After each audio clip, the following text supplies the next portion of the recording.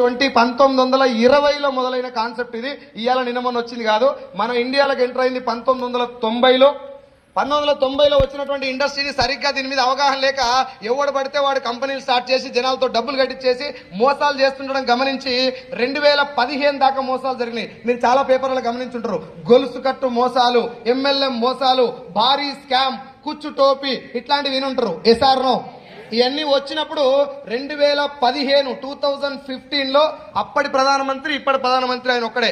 ఆయన వెళ్ళి 17 కంట్రీస్ తిరిగి వచ్చిన తర్వాత బయట దేశాల్లో డైరెక్ట్ సెల్లింగ్ ని నెత్తి మీద పెట్టుకున్నారు. కారణం ఏంటిది? అదే డైరెక్ట్ సెల్లింగ్ మా ఇండియాలోకి వచ్చిన తర్వాత దీన్ని మొత్తం అవాసుపాలు చేశారు. ఎవడు పట్టించుకోవట్లేదు. దీంట్లో మోసాలే ఎక్కువ జరుగుతున్నాయి. జనాలు ఎక్కువ మంది మోసపోవడానికి కారణం ఏంటిది? ఒకవేళ ఇండస్ట్రీయే మోసపూరితమైన ఇండస్ట్రీ అయితే దీన్ని వేరే దేశాలు నెత్తి మీద పెట్టుకోవు. దాని ఒరిజినల్ కాన్సెప్ట్ ఏందో నాకు తెలవాలా. ఈ 17 కంట్రీస్ తిరిగిన తర్వాత ఏ ఒక్క కంట్రీ